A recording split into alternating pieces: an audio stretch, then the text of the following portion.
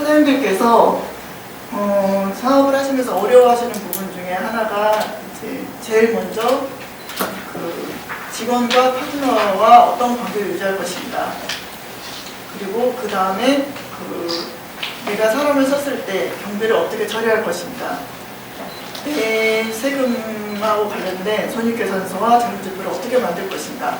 이건 이제 전문적인 용어이긴 한데 내가 얼마가 남았고 얼마의 세금을 낼 것인가, 그게 이제 순서대로 사장님들이 어려워하시는 부분인 것 같아요.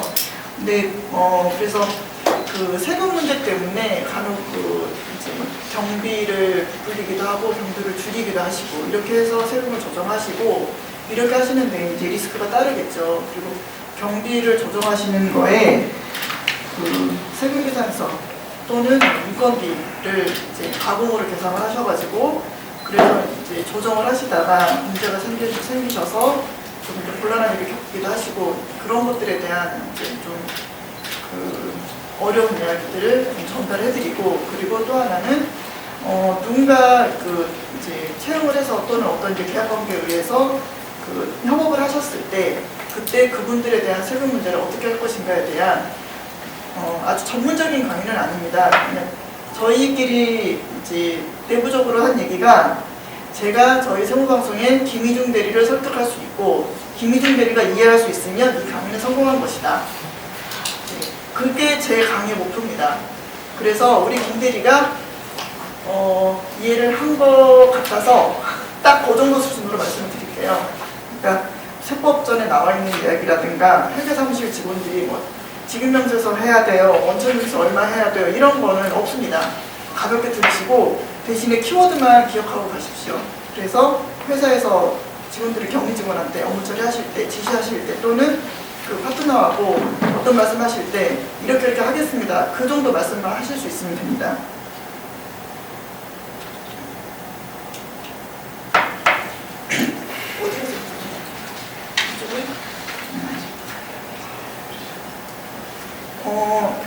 다른 건 다 빼겠습니다.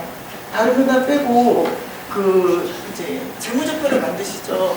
지금이 이제 다음 달부터 법인세 신고 준비를 해야 되고, 그리고 이제 5월에 사업하시는 분들이 소득세 신고를 하실 때 손익계산을 일단 하셔야 됩니다. 세금을 계산하려면 기본적으로 이제 수입에 대한 부분은 다 노출이 되고 사장님들이 나 1년에 얼마 버셨는지는 다 아실 겁니다. 근데 비용을 어떻게 해서 세금에 녹여서 세금 문제를 정리하실 것인지에 대해서 이제 매입이 일단 있으시죠. 매입은 당연히 있으신 거고, 매입은 세금계산서나 또는 이제 계산서로 다 정리가 됐습니다.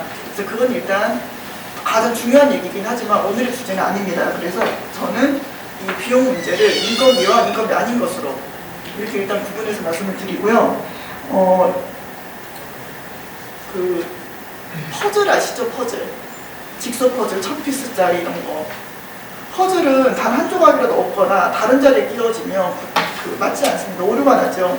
우리 재무제표나 사업도 마찬가지입니다. 단 1원이라도 또는 단 하나의 항목이라도 오류가 나면 제대로 된 재무제표를 만들 수가 없습니다. 인건비를 보시면 인건비를 신고를 하실 때 매월 10일 날 얼마를 지급했는지에 대한 신고를 하십니다. 그리고 이것이 사업소득인지 근로소득인지 기타소득인지에 대한 지급명세서를 주기적으로 제출하게 되어 있고요. 이것들의 집계가 재무제표에 반영이 됩니다. 이 합계 금액은 정확하게 일치해야 됩니다. 인건비 이외의 것들도 세금계산서 발행된 것들이 부가세 신고하고 부가세 신고된 숫자하고 정확하게 이론도 틀리면 안 됩니다. 맞춰져야 되고, 또 다른 경비들도 정확하게 계산된 것들이 이렇게 이 사각형 안에 딱 맞아떨어지게 돼야 됩니다.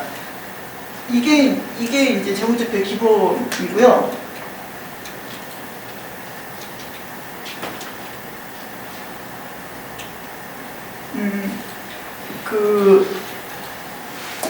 하나만 여쭤볼게요. 사업을 이광표 대표님, 네.